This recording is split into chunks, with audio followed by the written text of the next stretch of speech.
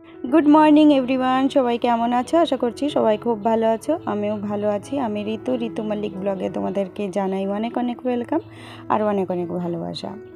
आज 3 दिन पर भिडियो शूट करछि और এই যে 3 दिन आगे এই গাছগুলো এনে রেখেছিলাম যাতে আমাদের পরিবেশের সাথে একটু ম্যাচ খেয়ে যায় আর এজন্য 3 दिन গাছ লাগানো হয়নি।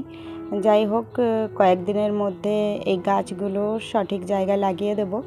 আর কি বলো তো আমাদের এখানকার মাটি ভালো না, তো ভেবেছি যে একটু গোবরের সার এনে দিলে ভালো হবে। তো ওই সারেরও অপেক্ষা করছি যে কবে সার এনে দেবে আর কবে আমি এই গাছগুলোকে সুন্দরভাবে লাগিয়ে নেব।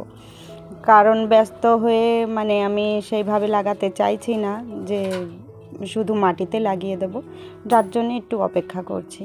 তো বরমশাই তো বলছে প্রত্যেক দিনই যে আজকে এনে দেব, তো দেখি কবে এনে দেয়।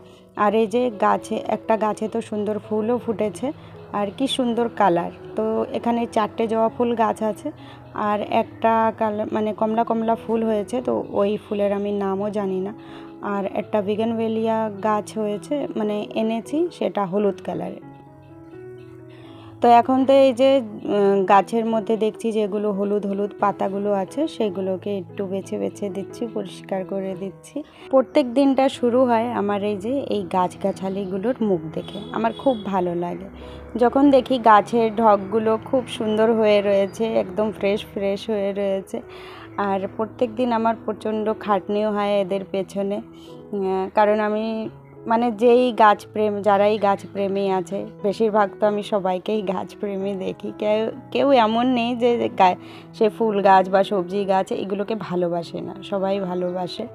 তো কেউ নিজের ইচ্ছাটা পূরণ করতে পারে, কেউ করতে পারে না। তো আমি এই যে এত বছর পর গিয়ে এখন একটু শুরু করেছি আর এর মধ্যে অনেকটা বাধা বিঘ্ন পড়ে, কিন্তু বাধা বিঘ্ন পার করে তারপরে আমি আমার ইচ্ছাগুলোকে এখানে মানে পুরো করার চেষ্টা করছি।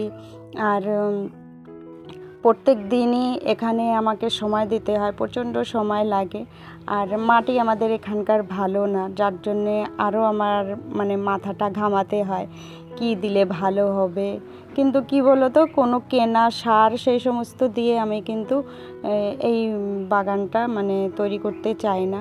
ওই বাড়ির মানে রান্নাঘর থেকে যে সারগুলো তৈরি হয় আমি সেই সব সার দেওয়ার চেষ্টা করি। এখন এই যে ঘরের মধ্যে ঝাড় দিয়ে দিচ্ছি আর বরমশাই এখনও শুয়ে রয়েছে আর ঋষিকা বারান্দায় বসে বই পড়ছে।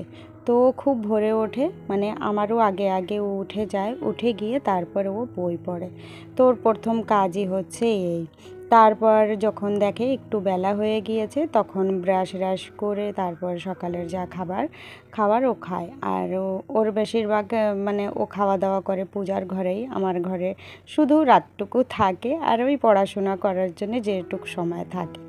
আর বাকি সময়টা ও পূজার ঘরেই কাটায়, পূজার ঘরেই খাওয়া দাওয়া যত সমস্ত সকালের খাবার বিকালের খাবার মানে টিফিন করা দুপুরের রাত্রের খাবার এগুলো খাওয়া সমস্ত কিছু পূজার ঘরেই চলে ওর।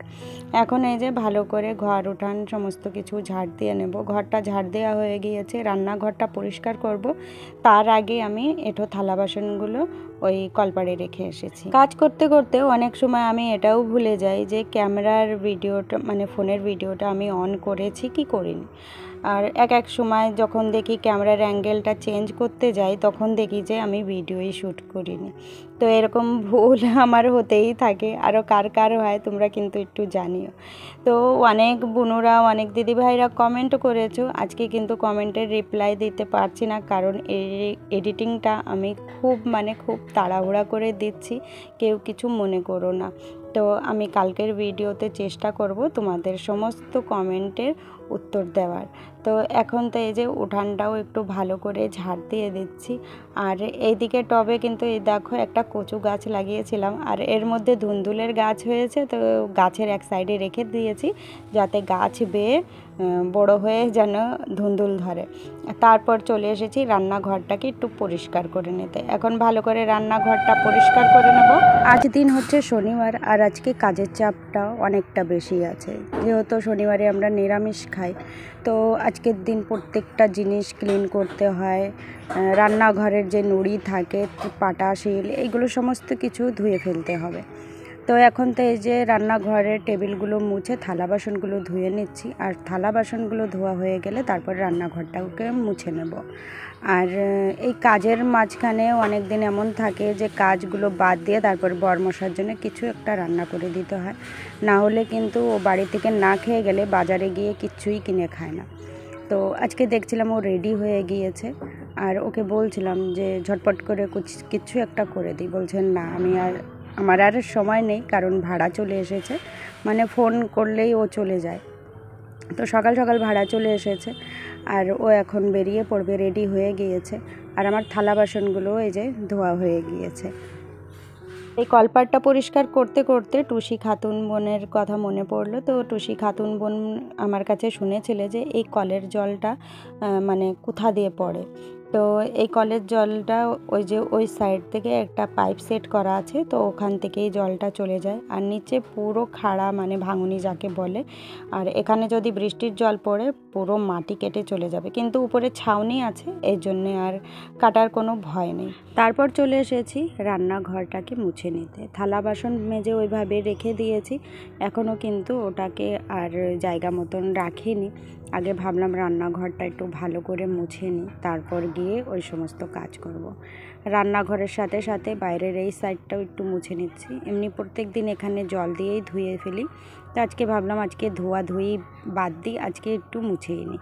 তো এখানে এই যে একটু ভালো করে মোছার চেষ্টা করছি, আর না মুছলেও ভালো লাগে না। আমরা দিনে এখানে বসে থাকি, আর এই দিকে অনেকটা সুন্দর হাওয়া আসে, খুব সুন্দর হাওয়া আসে, আর ওই হাওয়া ছেড়ে আর কোথাও যেতেও ইচ্ছা করে না, একদম মন ভরে যায়। এখনও দেখো পাতা কেমন নড়ছে, এখনও কিন্তু হাওয়া চলছে।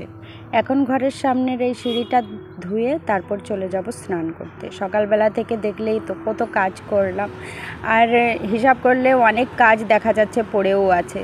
তো এই হচ্ছে আমাদের সংসারের জীবন, কাজ করতে থাকো, কাজই শেষ হয় না, আর মনে হয় কি কতগুলো কাজ বাদ পড়ে রয়েছে, এইরকমই হয়। তো মানে ভাবলে কি হবে যে কম কাজ করব, শরীরকে বেশি প্রেশার দেব না, কিন্তু তেমনটা হয় না।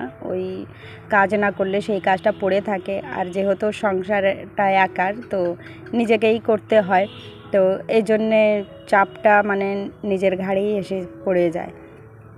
যাই হোক, স্নান করা হয়ে গিয়েছে, জামা কাপড় নেড়ে দিয়ে তারপর চলে এসেছি রান্নাঘরে। এখন থালা বাসনগুলো জায়গায় রেখে দেবো, আর ঝটপট করে রান্না বসিয়ে দেবো। তো সবার প্রথমে আগে সেদ্ধ ভাত বসিয়ে দেবো, কারণ বরমশাই বলেছে যে কোনো সময় আমি আসতে পারি, একটু সিদ্ধ ভাত করে রাখো, তাহলে আমি খেয়ে যেতে পারবো।